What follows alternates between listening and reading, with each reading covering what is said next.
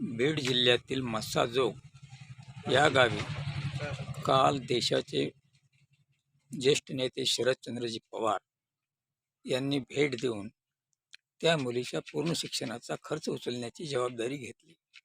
त्यानंतर औपचारिकता म्हणून की काय, महाराष्ट्राचे उपमुख्यमंत्री, परमनंट उपमुख्यमंत्री अजितदादा पवार यांनी सुद्धा त्या कुटुंबियाची भेट घेतली।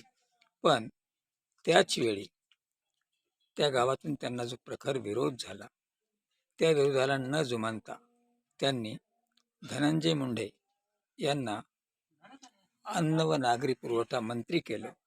तेव्हा संतोष अण्णा देशमुख यांना खरेच न्याय मिळेल का? ज्या जिल्ह्यामधून या दोघा बहीण भावंडांच्या अत्याचाराला भयानक वाचा फुटली आहे, तरीही भारतीय जनता पक्षाने पंकजा मुंडे यांना व अजितदादा पवार यांनी